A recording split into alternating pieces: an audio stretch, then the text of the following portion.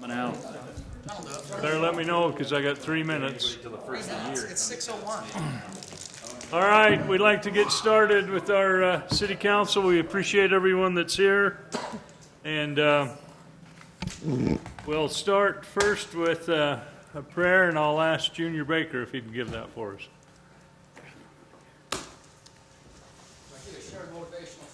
Yes, you can do that too. Yes. So it was kind of impromptu. Very good. Yeah. So we got Thanksgiving in 2 days. A couple of weeks ago, we had Veterans Day. We honor our veterans. And as you look down the halls of history, you see a lot of heroism to protect the freedoms that we have. And we honored those veterans a couple of weeks ago. We have an opportunity to give thanks for all that they've provided for us, the freedoms, the prosperity that we enjoy. I think about that. I often get asked why I got the name Junior. At the beginning of World War II, Douglas MacArthur left the Philippines, driven out by the Japanese. He said, "I shall return." Towards the end of the war, he did return. One of the bloodiest battles in the Pacific, many historians refer to it as the bloodiest battle in the Pacific, took place on the island of Leyte, as General MacArthur landed again on the Philippines and began his march towards the main island in Manila. America suffered a lot of casualties in that battle. There were a lot of snipers. The Japanese were good marksmen. On one occasion, the commander asked for 7 volunteers for a dangerous mission, and 7 soldiers stepped forward. 6 of them never returned. One of them was my uncle, Junior Baker, for whom I am named. And that's how I got the name that I go by. And this time of the season, when we honor our veterans and when we have Thanksgiving, I'd like to make special note of that and invite you to join with me in a prayer of thanksgiving. Our Father in heaven, we bow before thee this time to give thee thanks for the blessings thou hast given to us. We recognize the great land in which we live, the Constitution which guarantees our freedoms.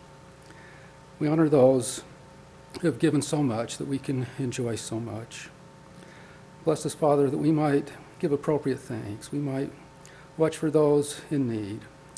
We pray for our city leaders that they might have thy inspiration upon them to make those decisions which will be for the betterment of the entire community. Be with and watch over us. Help us always to remember those who have gone before and the sacrifices they have made. This we pray in the name of Jesus Christ. Amen. Amen. Thank you, Junior.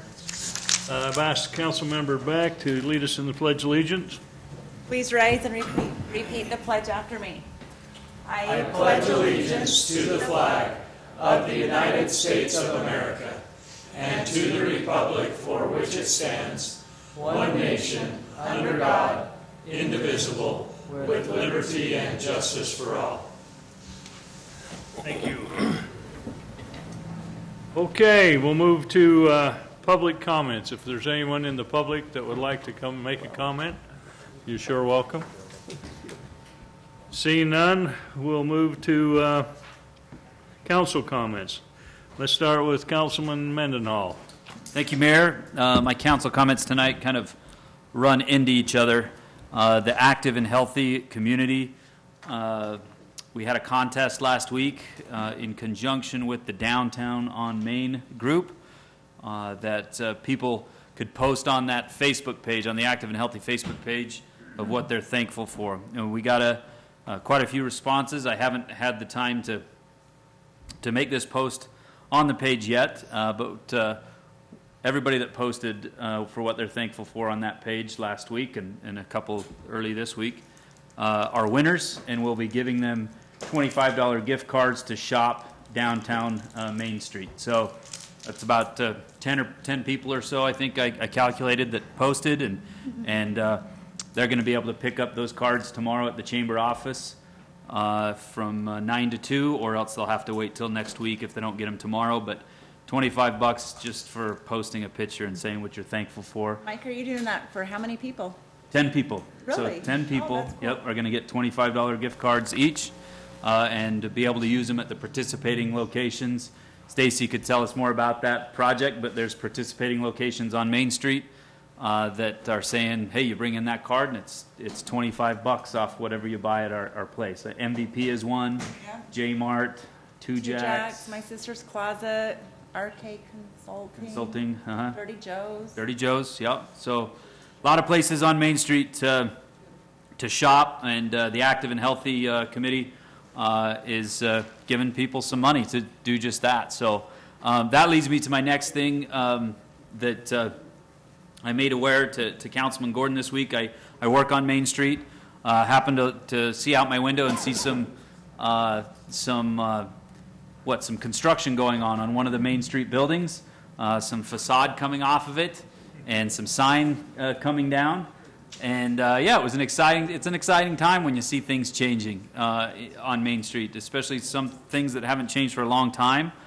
So I'm excited to see what comes of it. But we can discuss this at a future time, but I think something that's on the agenda tonight even kind of leads into it with the Utah Loan Fund that we're gonna discuss tonight with other participating cities and counties like Orem and Box Elder County, which I think is a very smart thing and forward-thinking thing that the city's doing. But in that vein, I'd just like to say that when this sign, and what it is a banner, came down as they're doing this construction, it flipped over, and you could see the backside of this banner that's been up for I don't know how many years, lots of years. But the other side of it was a for sale sign. So it was a banner that had been repurposed for this company's sign. And we have some different things. I know Dave's our expert in that area, but for me personally, I think our Main Street is getting grown up to a point, if you will. We're investing hard-earned taxpayer dollars into the Main Street area, especially into the historic Main Street area. That I think it's time that we take a real look at what temporary signage could be on Main Street, and then what permanent signage is. And I really think there's some wisdom in our city. Dave, if you want to take that note for me, sorry to spring this on you in my council comments, but I think we need to have a real discussion of what temporary signage could be, and turning that into permanent signage, and maybe saying here's the time a banner can be up, and then replace that with some solid signage. And frankly, I think some of the stuff we're discussing tonight with the Business Loan Fund could help tremendously in that effort. That if somebody's not got the capital right from the beginning to do something like that, they can certainly apply and try to get some of that taken care of to make their business look better and make our Main Street that much better and promote that much more shopping on Main Street. So that's my 2 points tonight, Mayor, is Active and Healthy, and then the Main Street thing. Right, thanks. Councilman Argyle. Thank you, Mayor. I have a couple of things. First of all, while you was gone, I had the opportunity to attend a grave marking ceremony, and it was the General Society of the War of 1812 for the state of Utah. And what they did is they just held a little grave marking ceremony for an individual that is buried in our cemetery that served in the War of 1812. Society of War of 1812. This is very rare. There's only 10 people in the state of Utah that are veterans of the War of 1812. He actually lived down south, but as he got older, he moved up into the area and up into Palmyra, and then was buried in our cemetery.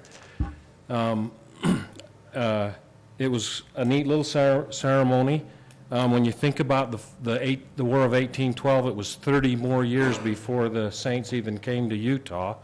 So to have somebody that was a veteran, they made the comment that his wife received $8 a month as a war veteran for that war until she passed away. His name was Charles Barney. He is buried in our cemetery on the, I guess you'd say on the west side of it, and kind of older. He passed away in 1865. The neat thing that was, they had a short history, and I have a copy of that they want us to put in our history, but He had relatives there. One of my best friends, it was his great-great-grandfather, so it was kind of neat to see them as they presented this ceremony. They did a placard in the ground to show him that he was fought in the War of 1812.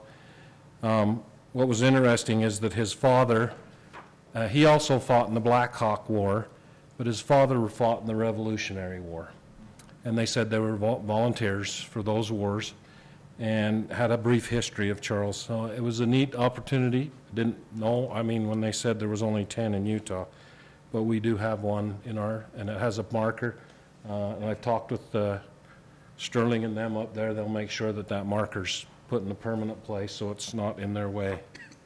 And thanks for that opportunity, Mayor. That was kind of neat to go to. And they continue to do that as they find veterans of these wars. Just want to make a comment about, our Utah Lake Commission held their board, and most of that was spent with REI, who was the company that we did an agreement with. Chris, do you know, Chris, what they're doing in Orem? That REI is building that over there? It's my understanding that that's still speculative. Okay, well, evidently, the REI presented a pretty exclusive thing about our lake and having our sewer plants and our green waste. They brought up Spanish Fork takes their green waste out to the dump, and they said that needs to end. We need to have that green waste. Essentially turning some of our lake phosphorus and that kind of stuff that's going into our lake into a profitable business. From what I understand, they are starting in the Orem at the sewer plant to help minimize the smell, and also to do away with the sludge and the green waste in Orem and a few other things, and produce the algae, which we've talked about some of the algae things. But they had some other things in cooperation with some of the large farmers around the lake, the church and Mesita on the west side of the lake, to start doing some things with them. So this stuff is kind of rolling forward. It is new stuff, but it interested me that, so last year the legislative did a letter to say that we need to do better at Utah Lake, and since that letter come out from the state legislative, we've had a lot of people come to our commission that wants to help do that, help clean up the lake, continue to make it a good place for recreation, fishing, and shores are being cleaned up and sand's being brought in, and it's improving the lake immensely. And it's kind of neat to see that some of this is happening around Utah Lake. And Utah Lake doesn't have a really great reputation, but it's changing as they do this and clean this up. And they're continuing to do the carp removal and removal of the Phragmites, which is the obnoxious weed that's all along the lake. And they do that and then make beaches, which then we can attend. So just want to make and mention the senior citizen, their membership meal is this Friday. Encourage the seniors to come out. Even if you're not a member, come there. We'll sign you up. And I'll promise you it's a good meal, and you'll probably meet somebody you know there. Thank you, Mayor. Councilmember. A couple things with the Chamber of Commerce. Monday was the ribbon cutting for the Olive Garden, so we want to welcome them to Spanish Fork. It's a beautiful new building. Several of us were able to attend, and we're looking forward to having them in our community. They have an app, so you don't even have to go there and put your name in. Maybe I shouldn't tell everyone that. You can get on the app, put your name on, and then go down 30 minutes when the table is open and eat. They also are the only Olive Garden in Utah Valley that has the takeout. So you can curbside pickup. You just pull up. They will bring their food out to you. Oh, and they deliver. They deliver. So anyways, we're really excited to have the Olive Garden here. Also with the Chamber, this Friday night at 7 p.m. is the annual Winter Lights Parade. That's down Main Street, starts at 7 p.m. We appreciate the businesses that are involved in that, putting their time and resources into participating and making that a good community event. After the parade, Santa is the last one coming down. He will just wrap around the city offices and go out to the north side of the city office building, and there's a big pine tree which our employees have decorated, and Santa and the mayor are hand in hand going to light that tree up. You're gonna hug around it? Yep, he's gonna light it up. So Stretch them out.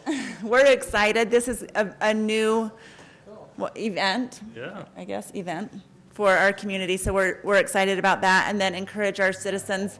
Thanksgiving to New Year's is the Winter Lights Festival up at the golf course, and that's every day from 6 to 10. And then just want to remind our residents to shop local, especially this Friday being Black Friday. I think you can stay in Spanish Fork, spend your money here, especially our local business owners. There's plenty of Black Friday deals going on, so just be aware of supporting our community. And then one last thing, as it's Thanksgiving, I just want to personally thank all the department heads.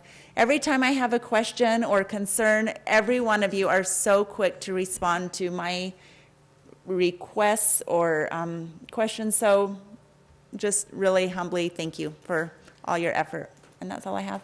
Great. Councilman Gordon. Mayor, had a couple of meetings. Attended a New Era board meeting. New Era, of course, is the group that the Solid Waste District belongs to with the ownership of our landfill. And approved a budget there. And for the first year, we're coming up on a birthday of our first year with that group. And so they just maintained their benefits, the few employees that work out there. So we approved a newer benefit package for those employees. That meeting was over at Provo City. So wanted to report on that. Airport meeting we had last night. Getting ready to send out the leases for the upcoming year for all the hangars, and made some modifications to those. Sorry, Mayor, you can't live in your hangar, Oh, come on. just in case you were wanting to second home. Does that mean I've got to go get a hanger first? Cheryl kicks you out. You're gonna have to go. You can come over. You can come over, and we'll give you a place to stay. All right, thank you. We're working I'll on a take care of all monument that. sign for the front of the airport that we've budgeted some money to help make that look a little prettier, and working with some engineering firms and some landscaping architects to make that a newer area with the new name of Spanish Fork Municipal Airport Woodhouse Field. As that name change sounds like take effect. We talked about that. And with that, we were awarded the airport number SPK. That's been changed with Garmin already, and some of the other big national carriers are going to start carrying that, and so SPK will be the new call sign for our airport. And that. What else? Anything else there? That's the highlights of the airport board meeting. I wanted to echo what Mike Mendenhall said about the signage down Main Street, and appreciate that comment. When I opened a business at the first of the year, we had an option from the landlord to put up a sign that was pretty similar to a banner. But it was at his expense, and it looked cheap. We ended up spending a lot of money with creative signs here, and I'm just saying that it sends the message that we're there to stay. Hopefully that's the case. So I appreciate your thoughts and comments there, and agree that at anytime we can help improve downtown. Which leads me into my next comment, which if you've not driven down Main Street the last few weeks, especially since the time change, you'll notice that the new LED lights are amazing. Our Main Street is lit up with the new street lights, and it's amazing. It was fun to drive down with my wife and have her comment and say, wow, this is a lot more lit. And it's noticeable, and I think it's a wonderful thing. It makes it safer for pedestrian traffic and all of all of the traffic that's down there. And so I really appreciate the city management and especially the electrical crews that spent the time to make that change and make that happen. Thought that was a wonderful addition. And the last thing, I've had several comments about graffiti in our town, and it's something that makes me very angry. Of course, many other people. And I wondered if Chief Adams, we talked prior to this, if he'll come up and maybe just address graffiti and some of the protocols that our city goes through when we see graffiti or have it. So I also get angry when I see graffiti, and one of the best tools that we have to combat graffiti is to get rid of it as soon as it is tagged or is put out there on somebody's personal property. And so there's 3 different ways that our citizens can help us in this manner. Maybe there's 4. 3 ways to report it, and then 1 way to, after they see it, then 1 way to get involved. If you see somebody tagging, call 911. That's important enough to us to be an emergency phone call so that we can stop these people in the act. Unfortunately, it's typically done late at night when there's not a lot of light around, and so very often the tagging is not reported until the next morning, and so the culprits get away. But we truly do need the citizens' help to find the people who are responsible for this, and we know that without their help, it's likely going to go unresolved. But in the event that you do see graffiti out there and you want to report it, we do have 3 mechanisms. The first is to call our regular phone number down at the police department, 801-804-4700, and then 2 others online. And Tyler's brought them up here on the screen here. So the first one is to go to Spanish Fork's homepage, then under departments, find public safety, and then find the police department. After you get to the police department page, down on the left-hand side, there's a titled graffiti tip. Click on that, and then here you're able to then click on, and this just changed today. You then go to this, go to the Citizen Support Center and click on it. And then scroll down just a little bit, Tyler. Oh, you want me to go back? Yeah, go back. Oh, there it is. Sorry, you got it. There, and you select, you need some graffiti removed, so you select that. And then you enter in your information. And honestly, if a person didn't want to get involved too much with it, you could put bogus information in there as long as we get the address and maybe a partial description of it. We'll respond out there.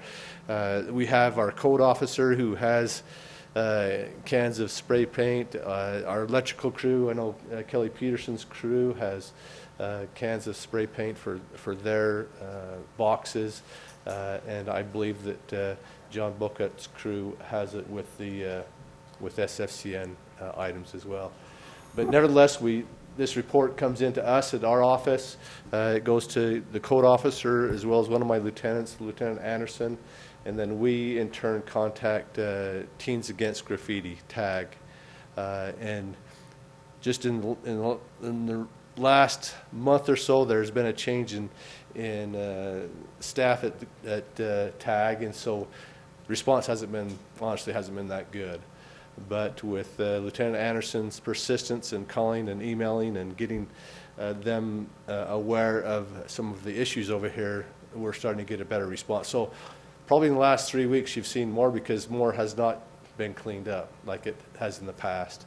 But even as late as last night at 6:15, they were out cleaning some of our graffiti here in town. And we still have a couple more spots we want them to clean up. I was reported by Mercedes out of John's office today that we were tagged up on Canyon Road, and hopefully we'll get that taken care of in the next little bit. But for some reason, in this certain area of town, and it's the northeast area of town, where we've really been hit a lot with a certain type of graffiti, and I'm not going to give them the pleasure of telling them or what it looks like. But we really do need citizens to keep their eyes open day and night, And then if they do see it, report it in this fashion. I didn't explain the last one, and/or call 911 if it's happening in progress, right, that they see it. So Tyler, I'm sorry, would you go back to just the Spanish Fork Yeah, you webpage? bet. One thing, Chief, you pointed out earlier that they don't need to share their identity if they don't want to, if they're, ratting out their friend or whoever it may be. This contact email is not required. The other fields with the red star are. So Good point. just wanted to point that out. So let me go back. Just on the home page, this Citizen Support Center gets you to the same location, and with a less click or two. So that's the other option. I think there were 3 different ways that we were getting reports come to our office: the telephone, through the Spanish Fork Police Department page, and then this citizen request page. And all of them did not communicate with one another, so I can't give you an exact number of how many things that we've had. But just through the Citizen Request Center, so far this year, we've had 32 requests for graffiti cleanup. It's more than that because we've got the other 2 that really aren't talking with this reporting system. We've corrected that hopefully today, and we'll have a better number in the future. But Councilman Gordon, I'm very frustrated with it. It's a blight on our city, and the kids need to stop, or the adult, whoever needs to stop, and we as citizens need to do what we can to put our foot down to get it stopped. Chief. Thank you. Appreciate that, Chief, and taking the time to explain that. And in case you didn't know, our public safety does an incredible job in this city. They care, and they not only do they keep us safe, they look out for things like this that really help keep our city a cleaner, better place. And that's all I have tonight, Mayor. All right, Councilman Scobes. Mayor, just a couple of things to report on. Tuesday next week, we have a library board meeting. Things that came from our last meeting. As I mentioned, we have some members that their terms have ended or will be ending rather in December. Melanie Meeks and Russell Hanson, we appreciate them for their service. They still have another month, but appreciate the time that they've spent. And then it's also been posted on social media and has been out there, but the library was awarded a grant, a $2,500 grant from Walmart. They will be purchasing a smart board, and we'll have that for interactive events and activities with the kids there in the library. And information on that will be forthcoming once they purchase it. And I've talked to Pam. She's thought about being able to come in and just a small presentation on what that smart board will bring to the library and what they can do there. And then this last week, for some schools, it was on Friday. About 3 of them in the area was on Friday this last week. The week before. And then the others were on Monday. But the Veterans Council, not as a whole, but the different members of the Veterans Council, the VFW and the American Legion, combined had participated in over 17 assemblies and ceremonies at elementary schools, junior high schools, and the like here in our community for Veterans Day presentations.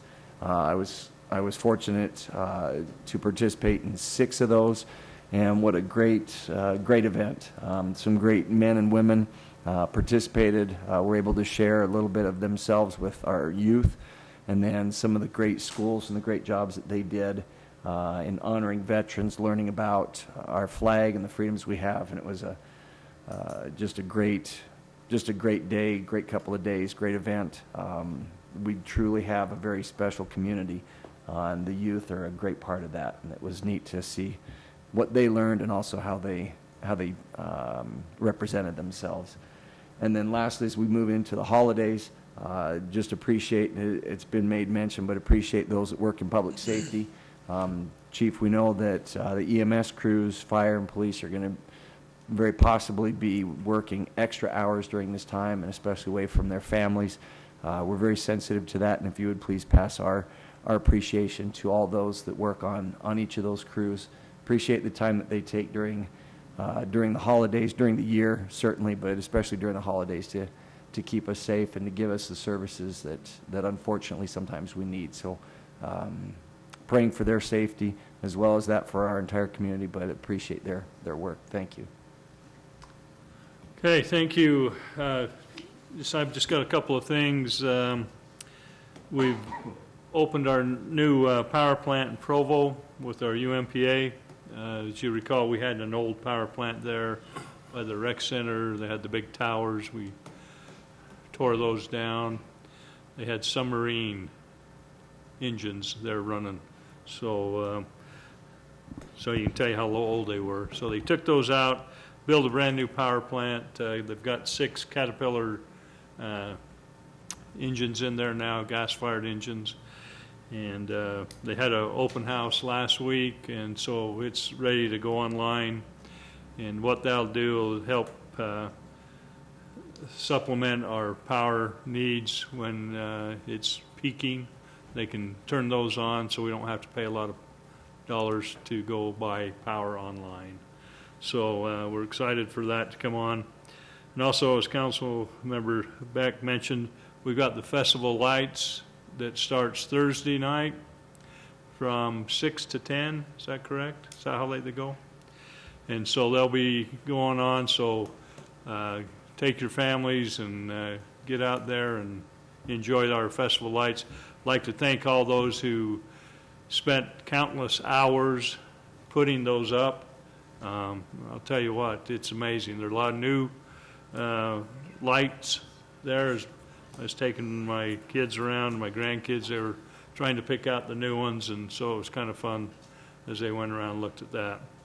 So take your friends and families and enjoy that. Okay, moving to Spanish Fork 101, branding. As if you can't tell what all of us are wearing up here tonight.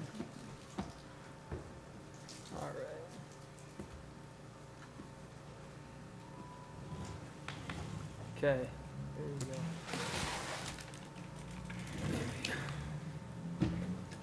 go. Mayor, we also have Rushford here with us. Rushford's from Red Corps. He's really helped us out in getting this brand where it is today. Well, we may just have to zoom in on that. Earlier it was working full screen. Tyler? You want me You to? need Seth to take the mic? Look at that. Anybody remembers that logo?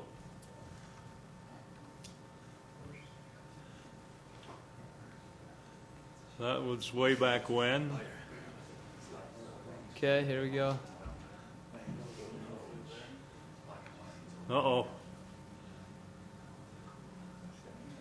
Then we had that one. Oh, where's the snowballs? I can tell you who drives it. I can tell you who drives it. That is a good-looking truck. Nowhere. And look where we are now. Well on our way. Love to see that pride and progress.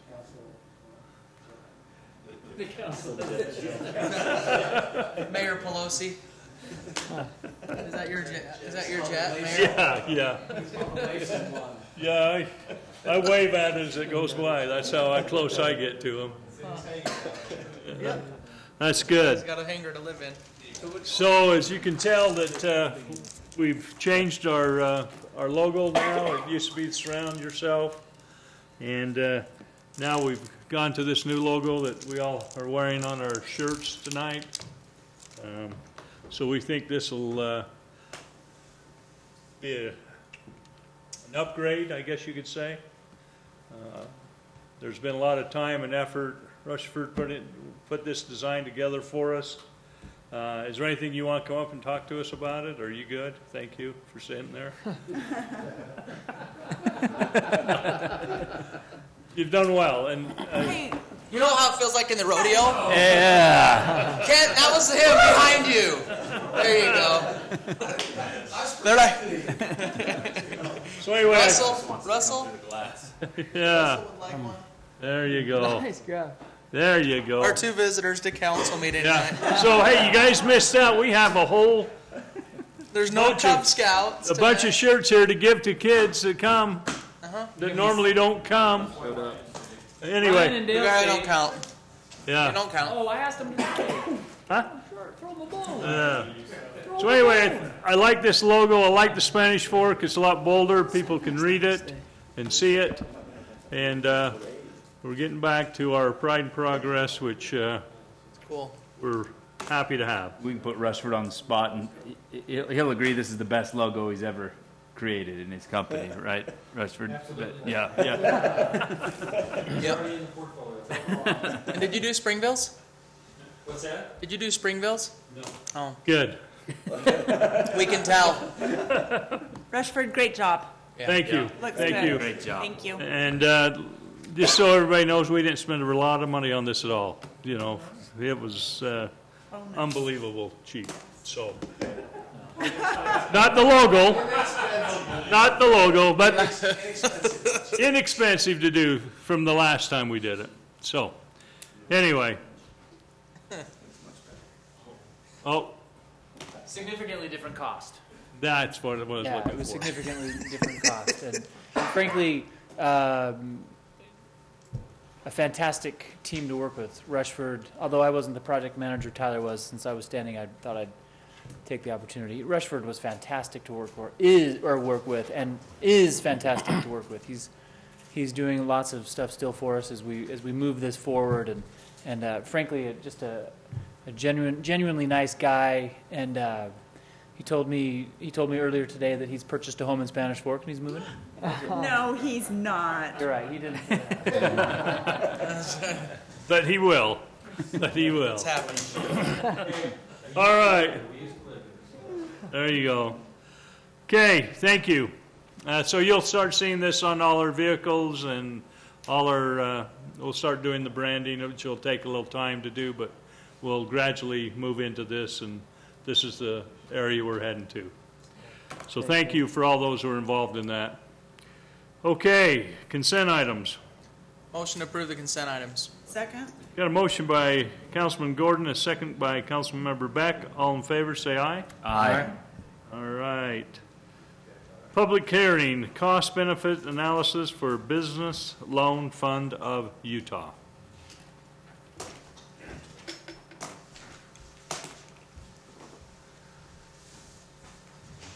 Mr. Mayor, thank you. Utah code requires that we perform cost-benefit analysis for different kinds of projects before we make an investment in those projects as a city with public funds. If you've had a chance to review the analysis, you've seen that we anticipate that there are several different ways by which the community and the public at large will benefit from the city's participation in the Business Loan Fund of Utah. Some of those things include an eventual increase in property tax revenue, increased employment, increased spending on construction activity in the community, which directly benefits us, increased sales tax revenue, and I think there's some maybe less tangible things as well, simply having more activity in certain parts of the community, particularly downtown. We would anticipate this fund will be heavily utilized by some of I refer to them as mom and pop type businesses in town, some of the one-offs that we have just here. And with that, we would expect that it will help our downtown continue to thrive and to grow and to evolve in the types of ways that we want to see it evolve in. So that's my very succinct presentation of a pretty succinct cost-benefit analysis that has been performed for the Business Loan Fund of Utah. Okay. Since this is a public hearing, I'd entertain a motion to go into public hearing. So moved. Second. Got a motion by Councilman Scobes, a second by Councilman Mendenhall. All in favor, say aye. Aye. Any opposed? Okay, we're in public hearing now. Anybody from the public that'd like to come and just talk about this? Seeing none, I would entertain a motion to go out of public hearing. So moved. Second? Got a motion by Councilman Gordon, a second by Councilmember Beck. All in favor, say aye. Aye. We are out of public hearing. No action, we need to do that until we go to new business. this is incorporated as an exhibit in the resolution. And I think it is in next. It is. It's not next. It is next. It is It is. next, It's in this exhibit to the next resolution, so we can. so we can do it then. Okay. So we'll go into new business. Resolution 18-10, resolution of the Spanish Fork City Council authorizing participation in the small business loan program administered by the Business Loan of Utah and funding that, appropriating of money to the BLU funds meets the requirement of the Utah Code. Did I cover it, Kent? Well. All right, thank you. There are two components here. The big thick one, a credit agreement that details the involvement that Spanish Fork City will have in conjunction with a number of other public entities, different communities and counties. The two closest ones to us here, both Provo and Orem, their councils have acted on resolutions that are similar to what's before you tonight for, in fact, the exact credit agreement. They're a party to this agreement, as we would be if you approve it. And as we discussed in your last meeting, Mr. Mike Plaisir was here. He's been very instrumental in helping to get the concept of this fund off the ground. He works for the Utah Center for Neighborhood Stabilization, which is a nonprofit organization which is doing a number of different things, including providing some staff support for the fund. That's largely in the fund of Mr. Plaisir's, in the form rather of Mr. Plaisir's time. They're also providing some funding as one of the lenders to the fund. And I think he did a fairly good job of explaining the details on exactly what the fund is intended to provide, what the city's involvement will be. And maybe I'll just recap it by saying this. Our participation in the fund will give us an opportunity to help local businesses obtain funding for projects that otherwise likely would not be able to access capital through traditional lending sources. It's my understanding, and Mr. Mendenhall could certainly provide more detail on this than I'm aware of, but if you, for example, are looking for funding for a project that might be something less than $50,000, there, through a number of different means, could be funding available in that kind of a range, or at least it's fairly common to be able to obtain funding if you're a small business looking for something maybe up to $50,000, or maybe if you're doing a much larger project than that, $200,000, $250,000 and above. There are different funding sources that are somewhat readily available, but there's something of a gap in the funding world. It might be between that $50,000 and $150,000 or $200,000 range. And that's been recognized by people that try to help small businesses grow. And that's really where this fund would come into play, to help those that are in that particular range obtain the funding that they need. I believe that we have several opportunities really that are teed up currently for businesses in the community to take advantage of this. And kind of back to the original basic fundamental of it, as we contribute what is proposed here, $50,000 to the fund, we would then be providing businesses in the community with access to 7 times that amount, or $350,000, because of other lenders that are also participating in the fund. So for example, if we were to loan $100,000 to a business in the community, or if they were to be loaned that through the fund, that's certainly a better way to put it, we would be contributing 1/7 of that $100,000. I think that's about $15,000, a little bit less than that. And with that, that's money that's at risk, certainly, on our part. However, at the same time, as those funds are repaid, they will be repaid with interest. And really the concept of the fund is that it's perpetual. It's self-perpetuating even. It is a revolving loan fund that, as we loan funds out, typically for a duration that's going to be less than 5 years. So pretty short-term lending opportunity, with the idea that we're just simply going to help businesses bridge that gulf that exists, again, in kind of that funding range that we have now, until either their need for capital is diminished as they grow and simply build up their own reserves, or is they're able to transition from this fund to other traditional means of financing. The process the companies will go through in order to receive funding through the Business Loan Fund of Utah is going to be very similar to what somebody would go through as they look to obtain funding through a traditional lender, bank. Underwriters are signed on to help vet businesses to review their business plans, their track records, different things like that. Also to make sure that there's adequate collateral in place to ensure that any opportunity that we have to, in essence, lose the funding that we're contributing to this fund and to an individual business is minimized. And I want to make that as clear as I can. I'm confident that if enough loans are made in Spanish Fork, that at some point in time somebody's going to lose some collateral. And honestly, that's entirely how it's intended to work. The expectation is that these funds are repaid. This is not a grant or a gift or anything of that nature. And in as much as they are, like I said, the fund becomes self-perpetuating. There's just one maybe last detail that I'd like to have some conversation with the council about. And I think tonight we're maybe just looking for you to give us some general guidance. But most of the communities are setting up some criteria. We could do this in a very rigid form. It's been suggested to us, and I tend to agree that we would want to have a little bit of latitude maybe relative to what a minimum and maximum loan amount might be. And in as much as, again, as I understand it, the greatest need for capital starts around $50,000.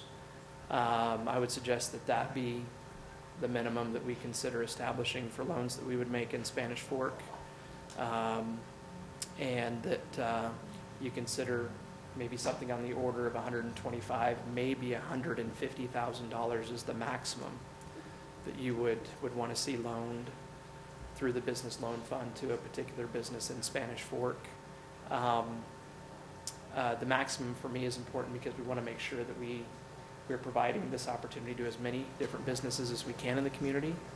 I think there's some value as well in having kind of a diverse range of different opportunities that are happening out there, essentially just not putting all of our eggs in one basket. So that's something that I'd love to get your thoughts on relative to just, maybe what that particular range might be. Most of the other communities are kind of right there. $50,000 minimum, $150,000, if that, or maybe even less than that, if you were at $100,000 is their maximum. So 50,000's in here now, right? I think that is in the credit agreement. That's our overall contribution, so for each individual loan, our amount is a fraction of that. And then So Dave's talking, we're setting aside $50,000 that gets us 7 times that access. right. But each loan applicant, we're saying you'd at least Want a have to minimum. borrow $50,000. So in section 1.4 funding requests, under section B, it says 10,000. Is that just for draws? Making a draw? Funding request may be made to the lender not more often than twice monthly, and not less than 10,000. They're just talking about any draws on their loan at that point. And then the 50,000 is just what Spanish Fork would contribute. But you want to set a minimum, and you're thinking 50,000 is what I'm hearing Mr. Dave Anderson say. And you're Have correct. very Right good now, ears. Pretty good ears. In that same point that Good recommendation. you're at, the fund itself says $50,000. The credit agreement references a loan shall not be less than $50,000. If you felt very strongly, for example, that we should consider loaning to a business, an amount less than that, I'm confident that's the other parties amount being established. But you're saying that 50,000 would be a minimum that you would support. Yes. And to be Right. clear, yes. some extent, I'm kind of just running with the pack on that. This is not my particular area of expertise. I do appreciate the logic from one perspective that I haven't shared, which is that there are different subsidized micro loan funds and different things like that that are offered by both nonprofit types of lenders out in the world, as well as for-profit lending institutions. And I understand that their maximum typically is in that $50,000 range. Please help me out here. Yep, that's right. So that's particularly why it's not as hard for a small business necessarily to obtain funding in that range, up to $50,000. But at that point and above, that's really where it becomes a struggle. And that's where this fund, again, is intended to provide a service that currently doesn't exist in our part of the world. And you have to have been in business for how many years again? 2 years. 2 years, at least, minimum. So you're talking a 2-year business that needs, that above $50,000. That's not that bad of a risk, for this fund to take. But it's. So you're telling me though that 50,000, in terms of a banker's world, if it's something less than that's easy to get, but at some point. Kira was just asking. Think about what you can do if you're going to start a business, or you need some funding to your business. You can these days with the value of cars, right, or something. You could go pledge a couple of car titles and probably get close to $50,000 or 30 to 50, or a home equity loan up to some percentage, right, and get some money. But once you get above 50, now you're talking some projections and you're talking some underwriting that it entails with businesses, and yeah, that's a little tougher to get. And frankly, a bank spending X amount of time on that for what is a relatively not a huge amount of interest off $50,000 is tough for a business to hang on to it. And really, I think this protects something that we haven't discussed, and maybe Mike has before, but there's somewhat of a predatory lending market too, that not predatory necessarily, but high interest lending market that you can get into, that if somebody's, hey, I need some short-term money of $100,000 or $75,000, that you could be paying 12 to 18% for, and you have to leverage the whole farm, to get that amount of money, where this is more reasonable. LIBOR plus 3.5 is a decent rate in the market, right in the middle of where you'd be borrowing commercial money at anyway. So you're borrowing at a much more reasonable rate. I think this hits the sweet spot. I've been a cheerleader ever since we talked about this a couple years ago now, but for the taxpayers' money, and I know every one of us take the taxpayers' money seriously up here, but the 7-to-1 ratio of Spanish Fork, that first paragraph, the 7-to-1 structure allows Spanish Fork City to effectively appropriate 7 times the funds in its budget to economic development. Not only is this accomplished without raising taxes, but it allows Spanish Fork City to significantly increase the benefits taxpayers enjoy for the taxes they are already paying. So it's no new money we're raising for economic development in Dave's office.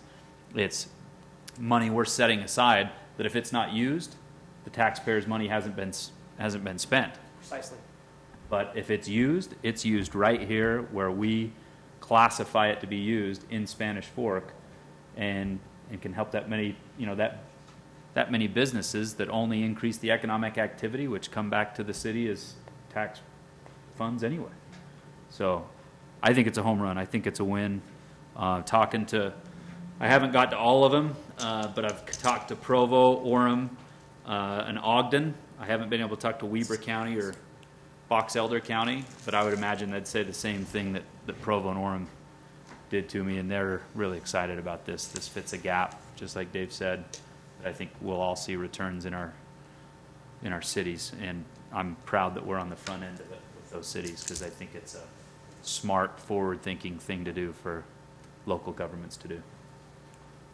I'd like to recommend, and I think we briefly talked about this, is just make sure we get this information to the chamber in one of our noon networkings. I'm sure you and Heather have already talked, but let's get that scheduled here in the beginning of the new year.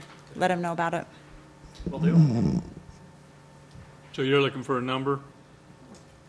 50? Well, yeah, and I think again, that's I good. might. 50, and 50 is how the high do we minimum. I want to think go? that's maybe the easier part. I personally like the idea of maybe saying 150 is the maximum, Okay, perhaps with the understanding that, you know, it's going to be more typical that maybe 100 is the maximum, but just not to tie our hands too rigidly, making it clear that conceivably we could go above that $100,000 threshold.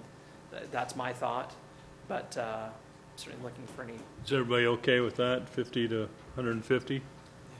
Is there any knowledge, Dave, when these come in and go to this underwriting process, do you get briefed on that? How many businesses do that? Or does the council mayor get briefed on how many businesses are doing that to keep track of it?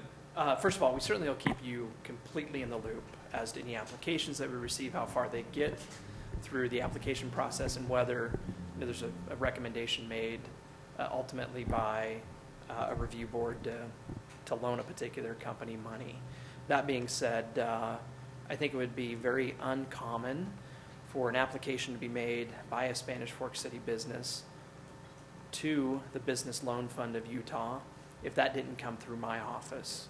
So on the front end, we'll be doing a little bit of vetting on our own, in some of the things that I'm going to be interested in. Does somebody, for example, maybe want a loan for a business that's not allowed at a particular location because of some kind of a zoning criteria or something like that?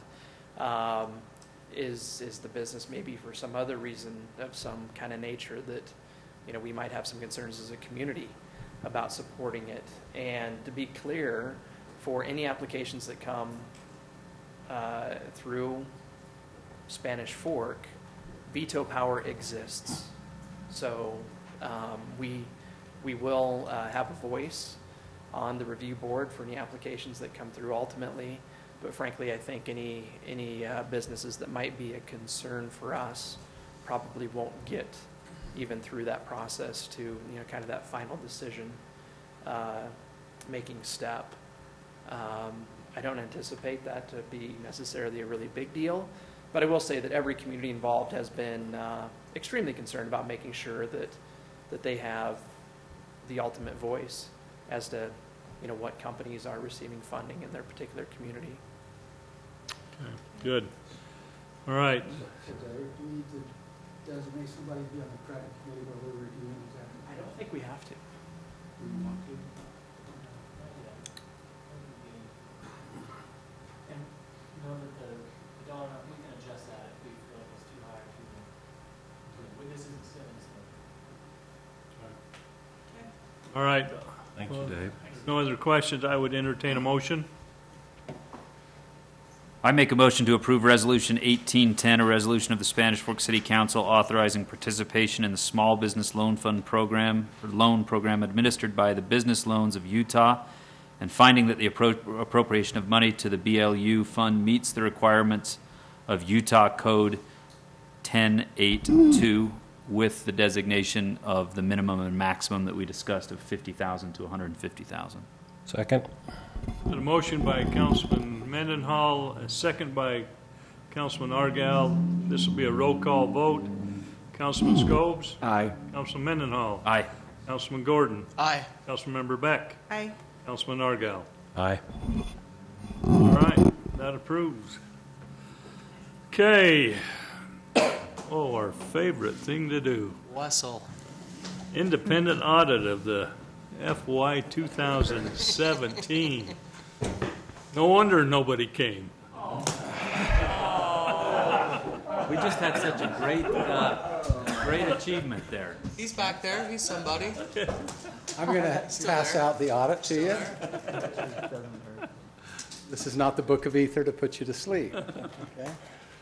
With it is the financial statement audit, and with it is what we call the management letter, or the term that the standard says to call it, communication to those charged with governance. That's the name of we call it. The slang term is management auditor. So I'm going to pass these out to you, then I'll introduce the auditor.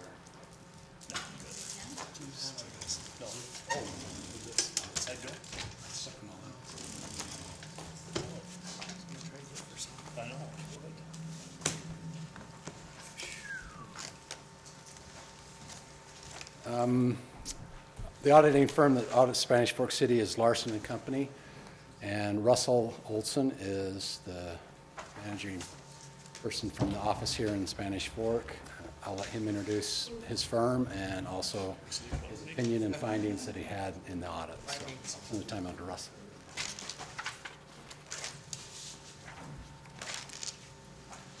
Good to see you, Russ. It's good to be here. My name's Russell Olson. I'm with Larson and Company.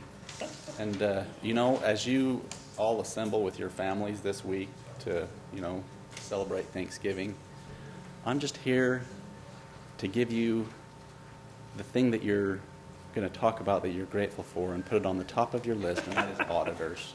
Grateful for auditors. I'm just kidding. You're awesome.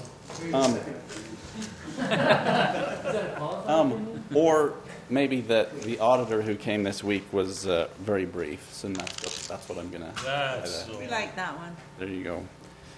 So, if you want to flip open the page to page number 1, I'm not really going to get into numbers at all. I'll just cover the reports that we issue, and then if Kent wants to go over any numbers, I'll let him bore you with that.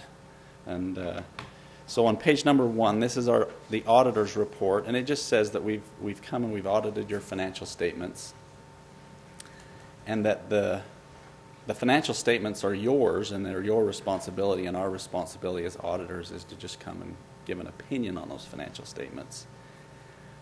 It goes on to mention that there are certain standards that we follow, rules that we have to abide by as we perform the audit procedures that we look at, but we have to perform those to come to our opinion, which I'll read the opinion, and then after I read it, I'll go ahead and translate it for you. So that's in the last paragraph of that page. In our opinion, the financial statements referred to above present fairly in all material respects the respective financial position of the governmental activities, the business type activities, each major fund, and the aggregate remaining fund information of Spanish Fork City as of June 30th, 2017. And the respective changes in financial position, the budgetary comparison for the general fund, and where applicable, cash flows thereof for the year then ended in accordance with accounting principles generally accepted in the United States of America. Translation. It's a clean opinion.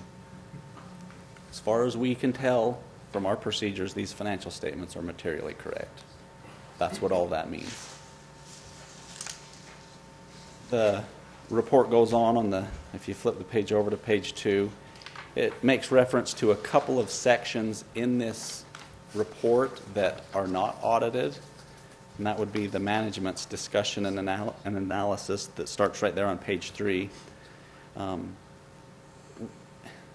That part of the report is probably written more in English than anything else that you're going to find in here, but where it's a discussion, we don't really audit it.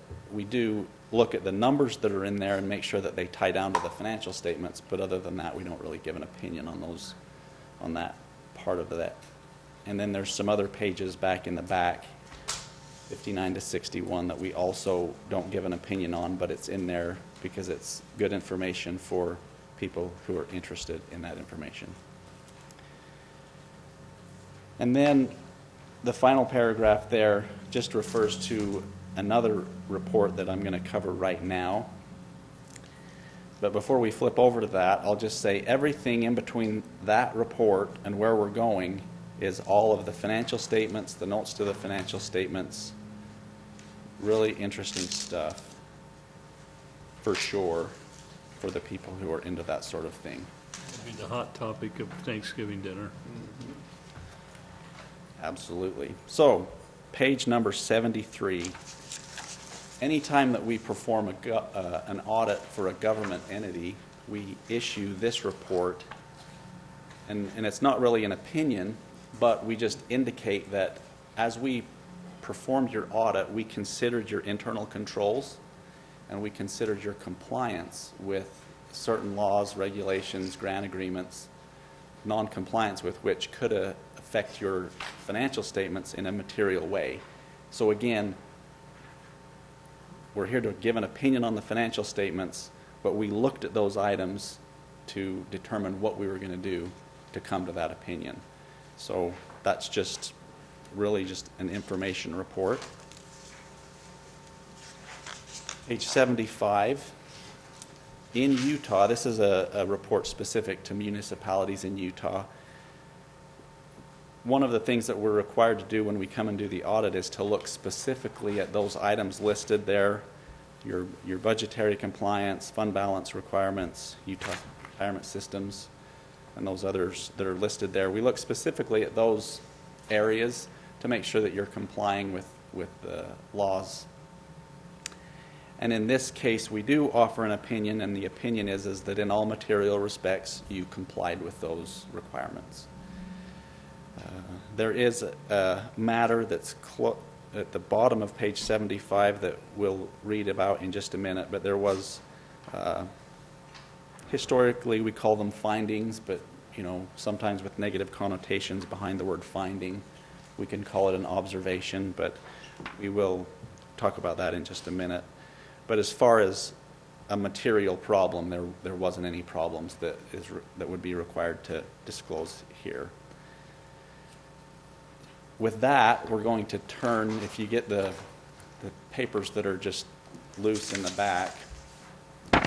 I love the name of this report, the communication to those charged with governance. I guess I prefer the barnyard term of management letter, but the powers that be make us call it that. So this is in this letter, this would be an opportunity for us if we had any issues with staff or problems performing the audit. This would be a chance to disclose that or inform you of that. Fortunately, there wasn't anything of that nature. Everything was fine. They were cooperative, gave us what we needed. So that's all good. And then the finding would be on that last page. State compliance finding for the current year. This is an interesting finding. It happens quite a bit, and it has to do with the treasurer's bond. So the treasurer of every city is required to be bonded for a certain dollar amount, and that dollar amount is based on your budgeted revenue. And there is a treasurer's bond, and it just was not quite enough to meet the threshold. And as far as I know, they've already taken steps to get that bond increased. Yeah, So- it's been done, Russell. So it's already fixed, but anyway, we have to put it in there because it's a finding of. Can you do it just now? Like after Russ stood up? Got online and got it all. Well, set. We're very Citizen serve. proactive here, Yeah. You went on Citizen Serve? I don't really want to comment on that. Tell next year. We printed the invoice just now. But what happens, and the reason that this comes up quite a bit in different cities, is that it's based on your budgeted revenue, and in a circumstance where you have, for example, bond proceeds. Bond proceeds are counted as revenue, and you budget for those. Well, that goes to account for what you need to have your treasurer bonded for. It costs money to have your treasurer bonded, so the higher the amount, the more it costs. So it doesn't make sense to just get him bonded for a big, giant amount and leave it there.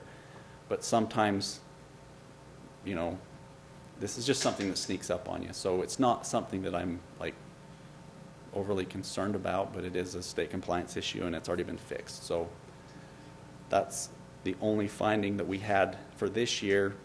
And on that page, you can see we report the last year or the prior year findings. Last year, you were just a little bit over the maximum of fund balance in the general fund. There were no issues of that nature this year. So that's good. That's all I have. Do you have any questions for me?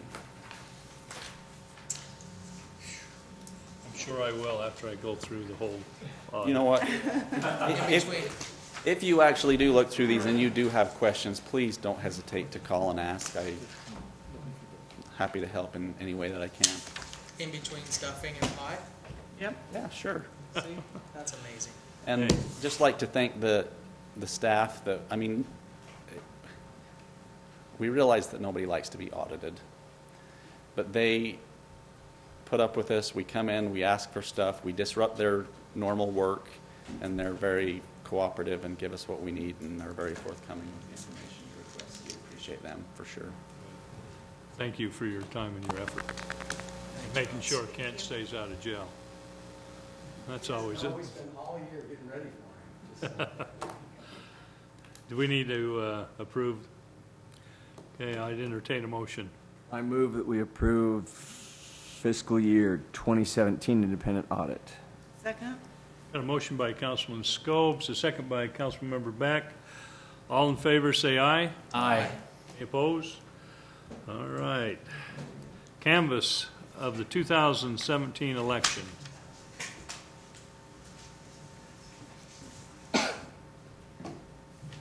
Got a short 18-page PowerPoint. Oh, stop. I do have a short one, just. What's in Tyler's here? gonna get it up for me. We got it.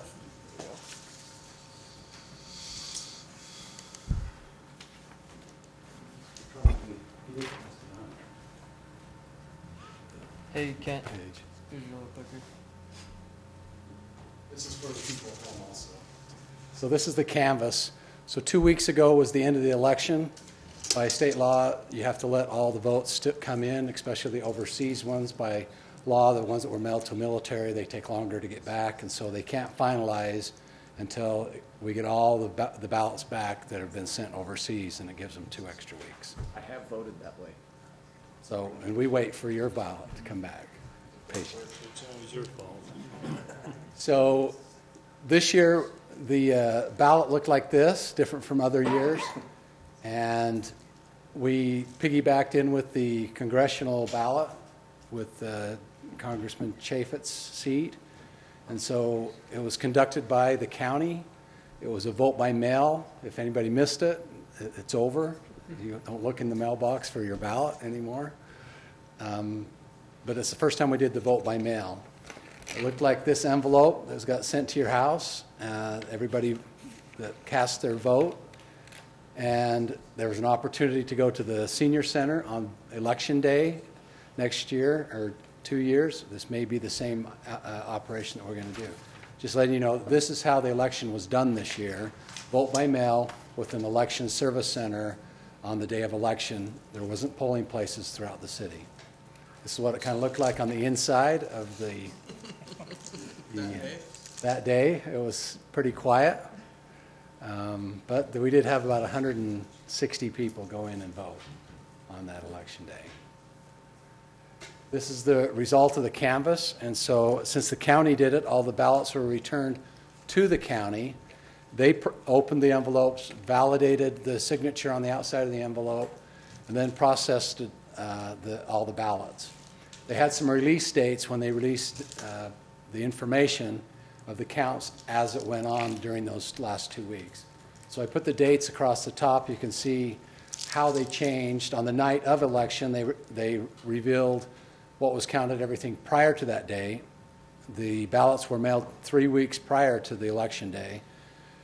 So we had 28% that was revealed on the day of the election. 2 days later, once they count all the stuff that was dropped off on election day and mailed in on election day that was processed the next 2 days, then we came up to 37%. And then 2 days later, the more mail that came in, and then finally you can see between the 17th and the 21st, there was no new ballots that were sent in to change anything of that. So our percent turnout for ours was about 38%. And how did that compare with other years? The P means primary, the G means the general election.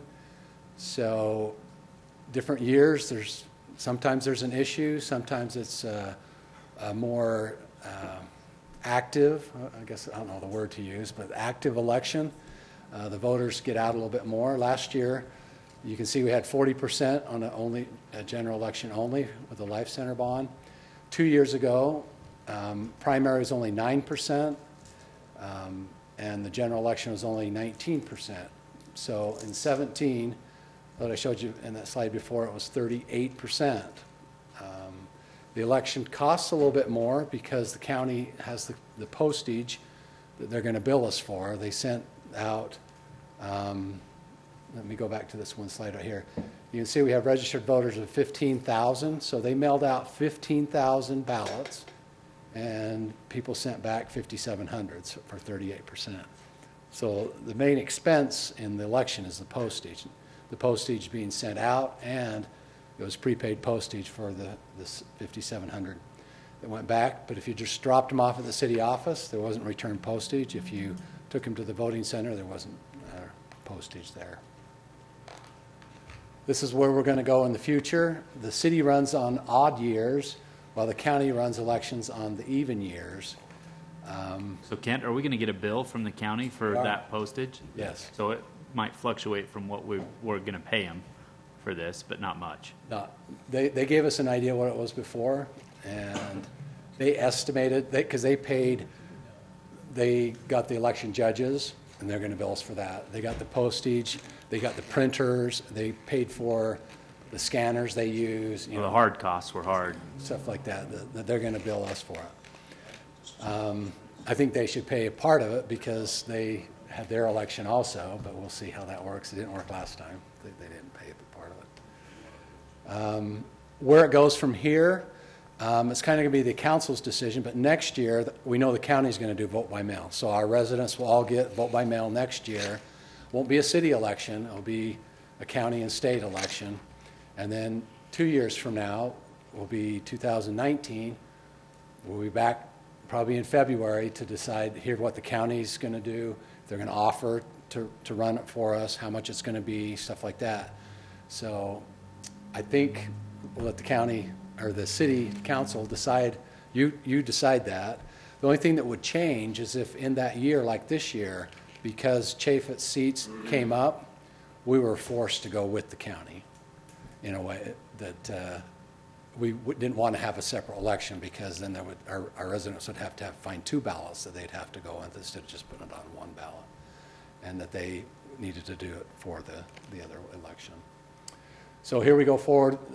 This year it was the mayor and 2 council seats. In 2 years it'll be the other 3 seats, and then we'll go back in 4 years from now doing the mayor and the 2 council seats, and that's how we rotate in our elections. Again, that's the election summary. It was canvassed by the county this afternoon in their commissioner meeting, but they're giving us an opportunity for us to canvass our own election. This is all the information I have is a report they posted on their website. In prior years, I would have given you the tally sheets, the whole disposition of ballots and everything like that, but this is what we have as far as the results of the election. So vote to accept the canvas, or if you have any questions. So are we going to have a conversation in the future about how much money we spent versus the percentage we got out? We can, once we see what their bill is. But wasn't it like $26,000 or something? It'll probably be around 22 is what they've estimated, 22,000. Which is over 10,000 than we normally do. It was 9,000, right? Right, somewhere 8,000 and 9,000 per election.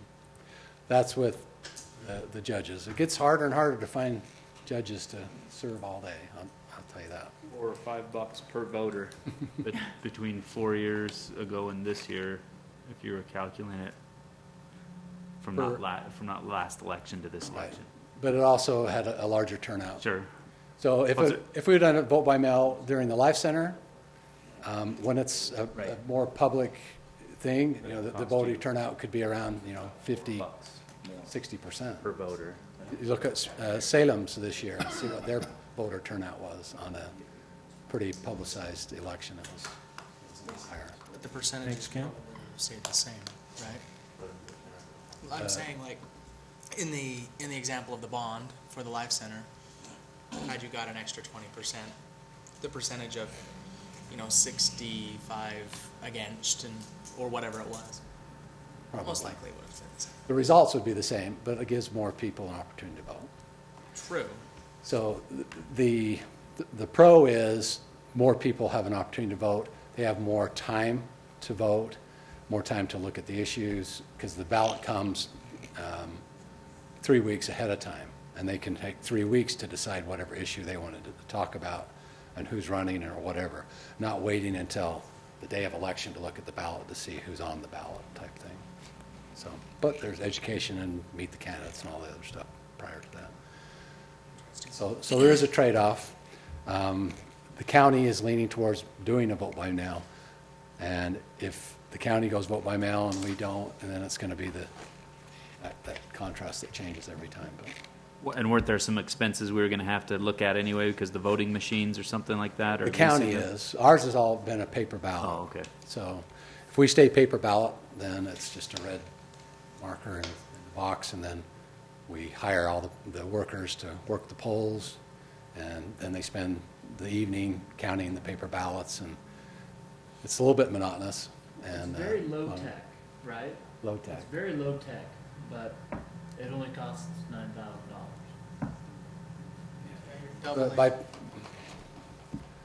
Yeah, it's more expensive, but I think it's a greater turnout. We'll talk about it in a year and a half, is what you're saying. Exactly.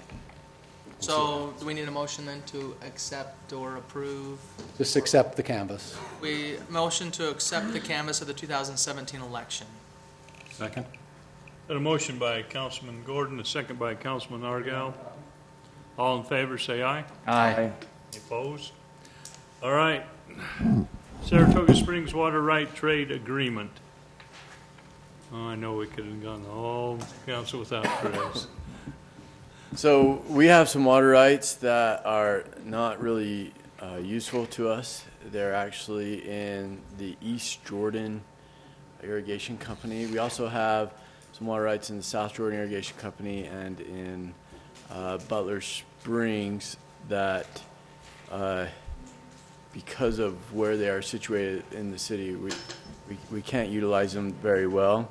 And so this agreement is to trade those water rights for some that we can use very readily with Saratoga Springs.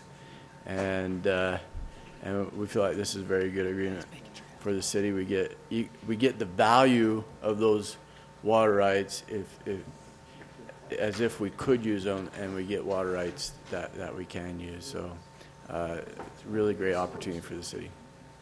Any questions about that? I actually have one question.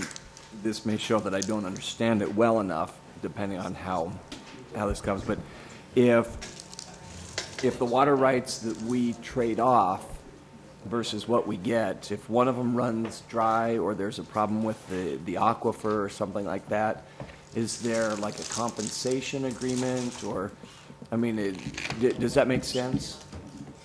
They're both surface water rights. Okay. And that's not a risk. Okay. All right. Like I said, I don't necessarily understand it well, but just to make sure that our water's protected. Mike sits on these water boards, and I go to those meetings with him, and I don't think there's anything more complicated. No, I've had to constantly tell those people that just because Mendenhall's my last name, Yeah. it's still Greek. That's true. Water language. That's accurate. They can talk to a different Mendenhall, or they can talk to Chris. It doesn't just. Just because I am Randy Gordon's son doesn't mean I know anything. It doesn't fall upon you. Yeah, I know that. Nope. But it is, surface rights means you're gonna get that water regardless, it's first right. So this is a great opportunity for the city to take an asset that we have no potential of receiving value from, and then receiving full value for it. So. Thanks, Chris. I'd entertain a motion. I move that we approve the Sarasota Springs Water Right Trade Agreement. Second. A motion by Councilman Scobes, a second by Councilman Mendenhall. All in favor, say aye. Aye. Bordeaux? Oh. Discussion, new FAA airport regulations. Chris Child. Come on down. For the last couple of years, the FAA has been fine-tuning what they classify as a non-aeronautical use at the airport, and they at first they were concerned that they were saying that even to build a home-built airplane, which is a pretty popular thing for people to do, that it wasn't an aeronautical use until it got to the last stages when they actually were putting the wings on it and stuff. And so, I mean, we had a lot of people really concerned about that. We also had some concern about, you've got, in these hangars, we've got a lot of room when you put a plane in there, and we had guys that would want to, put a couple of snowmobiles in alongside their aircraft, and there was some concern that maybe would not be considered an aeronautical use. And so the final ruling, it became effective on July 1st of this year. and all in all, I feel like we're really pleased with what they decided would be, considered an aeronautical use. Basically, their ruling is that, if you can still get your airplane in and out of the hangar without it being impeded, so you can put a trailer in your hangar, you can put snowmobiles, you can put ATVs, anything like that, as long as the primary use of the hangar is still aeronautical and you can get the plane in and out, that's considered an aeronautical use. And then same thing with, like, if somebody's building an airplane, any amateur built aircraft at any stage is considered an aeronautical use. So there was some good wins as far as it goes on that. But one of the things, there's two issues that the FAA has pretty firm on, and the first one is that they consider using a hangar as a residence to be a non-compatible use. And so they're pretty adamant. They have been pretty adamant. They're still pretty adamant that, and they've come out even a little bit more strict, that anyone residing at the airport is not an acceptable use, is not considered a compatible use or an aeronautical use. And so we do have a couple of situations at the airport that are a little bit questionable regarding that. And it's not something that typically goes on all the time, but occasionally we'll have, somebody that use that as a residence for several weeks. And as far as the FAA is concerned, using it as a residence, that's only for, like, if you've got a flight crew that needs to rest overnight or, on a very temporary basis, that's acceptable. But beyond that, it's unacceptable. The other area where we have a few spots on the airport that don't really comply is that an inoperable aircraft is not considered to be an aeronautical use according to this new ruling. And so we have a couple of hangars on the airport that have had airplanes in them that have not operated in 25 or 30 years. And so this makes it pretty clear that is not an aeronautical use. And so the people that have those hangars, are in violation of the new guidelines. And so my purpose tonight is to just, make you guys aware that we do have a new ruling. It's going to impact a very small percentage of our users at the airport. Our plan is to send out a letter. I don't know if you guys got a copy of the letter that we're proposing to send out under the airport board's signature. I have it, but I don't think you. Anyway, basically, the letter is we're gonna send them a copy of the new guidelines, and we're gonna send this letter signed by all of the members of the airport board, saying that over the next several months we're going to be taking steps to make sure that we comply, because the funding that the airport gets from the federal government and the state government is contingent on us following these guidelines that the FAA has put out there. So anyway, our intention is we're not going to try and cause any major hardships on anyone, and we're going to try and be as gentle, I guess, as we can, but still show good faith effort to the FAA that we're complying with these new requirements.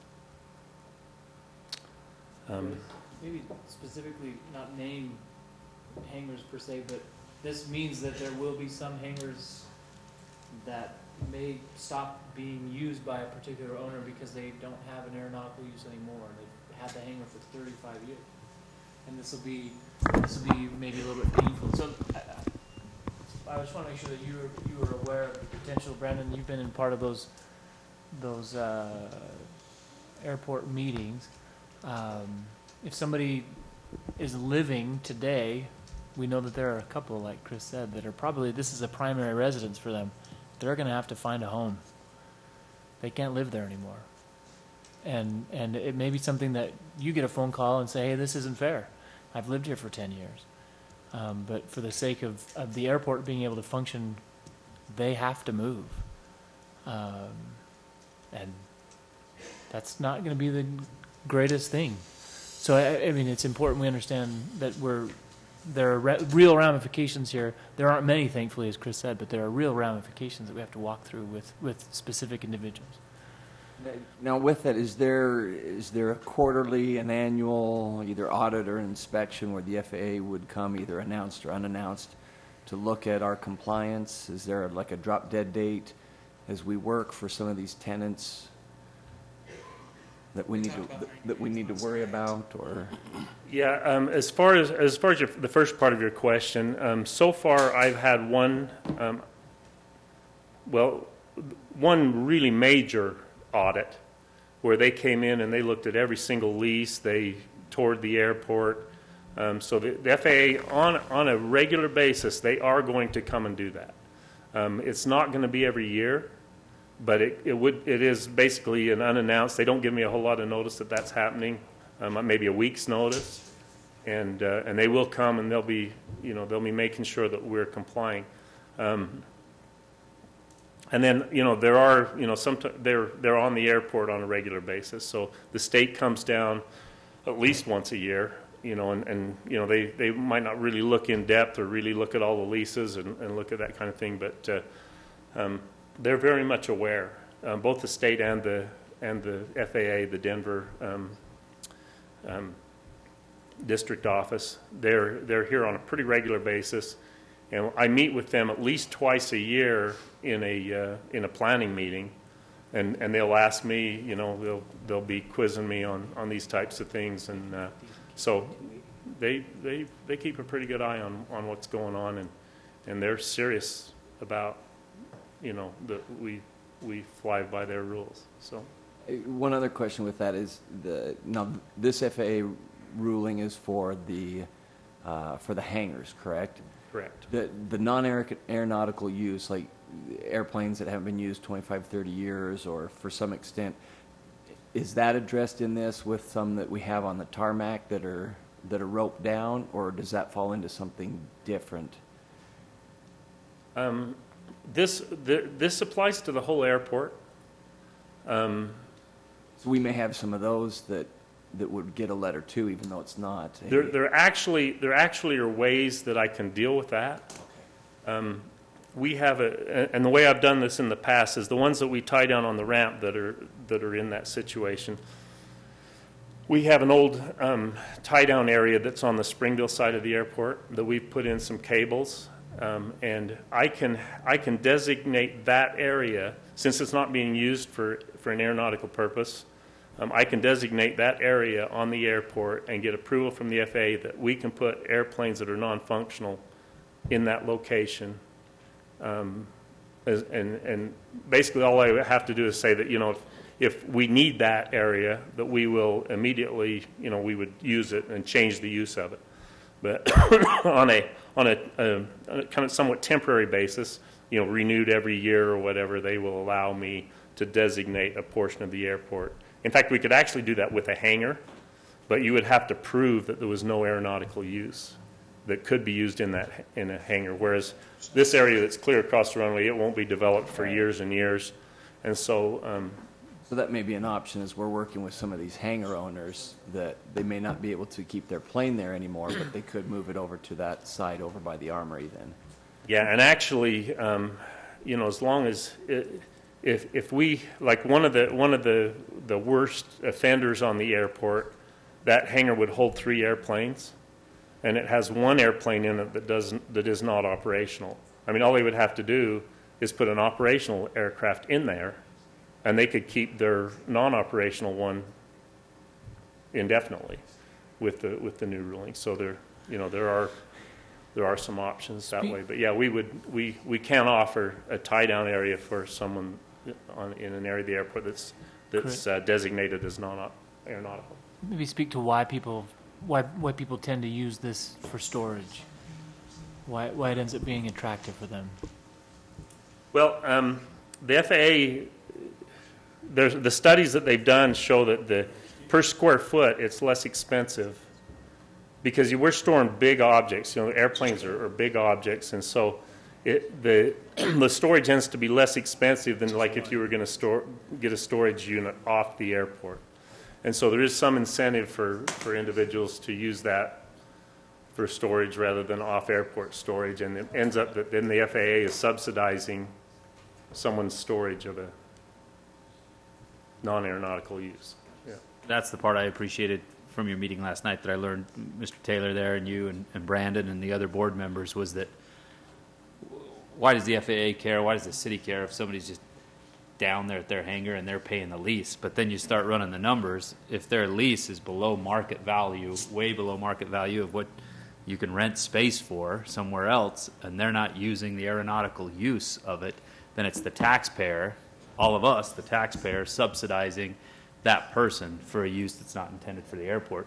And then that's why the FAA comes in and says, we gave you all this taxpayer money to expand the airport, buy all the real estate, lay all the track, and then you don't use it as that. If you're not using it as that, give us back the money, and you can do it whatever you want. And that translates into a lot of zeros. So let's not.